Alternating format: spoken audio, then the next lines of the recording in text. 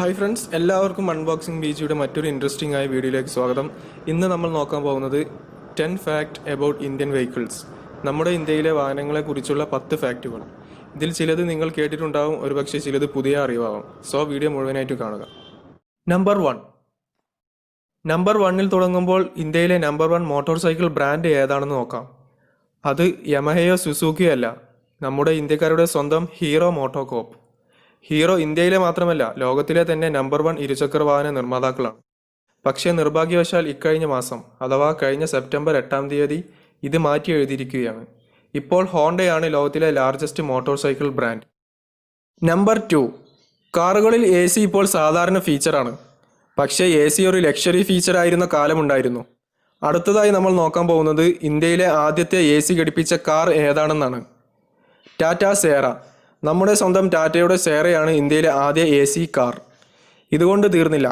ആദ്യമായി power window, central lock, radial tyres, tachometer, കൂടാതെ ആദ്യമായിട്ട് ഇന്ത്യയിൽ ടർബോ ചാർജഡ് എഞ്ചിനുമായി വന്ന വാഹനമായിരുന്നു ടാറ്റ സേറ.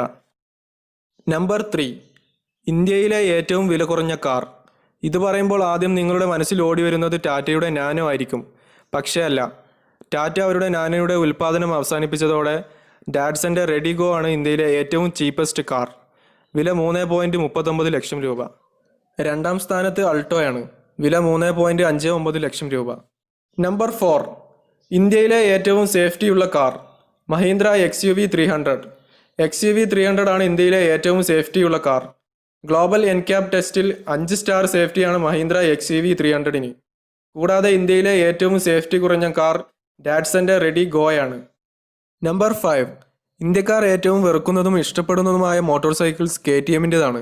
അതോടൊപ്പം തന്നെ ഇന്ത്യയിൽ ഏറ്റവും കൂടുതൽ ആക്സിഡൻ്റ് ആയ മോട്ടോർ സൈക്കിൾ KTM-ൻ്റെ നിരയിലുള്ള ഡ്യൂക്ക് RC മോഡലുകളാണ്. നമ്പർ 6. നമ്മളിൽ പലരുടെയും വികാരമാണ് റോയൽ എൻഫീൽഡ്. എന്നാൽ റോയൽ എൻഫീൽഡിൻ്റെ ഏറ്റവും CC കുറഞ്ഞ മോട്ടോർ സൈക്കിൾ ഏതാണെന്ന് അറിയാമോ? മോഫയാണത്. വെറും 22 CC മാത്രമുള്ള ഈ വാഹനം 1980-കളിലാണ് കമ്പനി ഇന്ത്യയിൽ അവതരിപ്പിച്ചത്. 90 km/ലിറ്ററിൽ മൈലേജ് തരുന്ന ഈ വാഹനത്തിൻ്റെ പരമാവധി വേഗത 30 km/h ആണ്. പവർ ആകട്ടെ 1 bhp-ക്കും താഴെ, 0.8 bhp. നമ്പർ 7. ഇന്ത്യയിൽ ഏറ്റവും കൂടുതൽ വിറ്റഴിക്കുന്ന സ്കൂട്ടർ ഹോണ്ട ആക്റ്റീവയാണ്.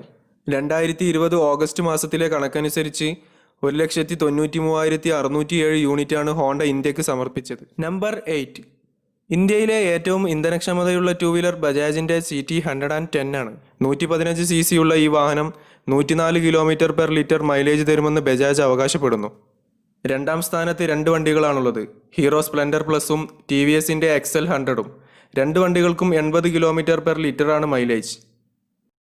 നമ്പർ 9. ബ്രിട്ടീഷ് വാഹന നിർമ്മാതാക്കളായ റോവർ ഗ്രൂപ്പും ഇന്ത്യയിലെ ബാംഗ്ലൂർ ബേസ്ഡ് സിപ്പാനി ഓട്ടോമൊബൈൽസും ചേർന്നുകൊണ്ട് 1994-ൽ ഒരു സെഡാന ഇന്ത്യയിൽ കൊണ്ടുവന്നു, റോവർ മോണ്ടെജോ. ഇന്ത്യ കണ്ട ഏറ്റവും പരാജയപ്പെട്ട കാർ ഇതായിരുന്നു. 1994-ൽ ഇന്ത്യയിൽ ആരംഭിച്ച റോവർ മോണ്ടെജോയുടെ വിൽപ്പന 1995-ൽ തന്നെ കമ്പനിക്ക് ഇന്ത്യയിൽ അവസാനിപ്പിക്കേണ്ടി വന്നു. വെറും 1 വർഷം മാത്രം. കാരണം ഉയർന്ന വില തന്നെ. അന്നത്തെ കാലത്ത് 10 ലക്ഷത്തിന് മുകളിലായിരുന്നു ഇതിൻ്റെ വില. വെറും 287 കാറുകളാണ് കമ്പനിക്ക് ഇന്ത്യയിൽ വിൽക്കാൻ സാധിച്ചത്. The last 10. ഇന്ത്യ തന്നെ അല്ലെങ്കിൽ ലോകം തന്നെ അമ്പരന്ന് നിൽക്കുകയാണ് ടാറ്റയുടെ വളർച്ചയിൽ. ടാറ്റയുടെ മുഖച്ഛായ തന്നെ മാറിക്കഴിഞ്ഞിരിക്കുന്നു.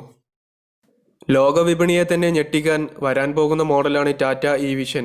2018-ലെ ജനീവ ഇന്റർനാഷണൽ മോട്ടോർ ഷോയിലാണ് ടാറ്റ E-വിഷനെ ഷോക്കേസ് ചെയ്തത്. 25 ലക്ഷം രൂപ വില പ്രതീക്ഷിക്കുന്ന ഈ വാഹനം എന്നു നിരത്തുകളിൽ എത്തുമെന്ന കാര്യം വ്യക്തമല്ല.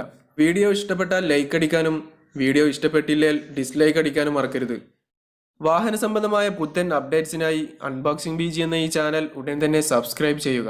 വീഡിയോ കണ്ടതിന് നന്ദി.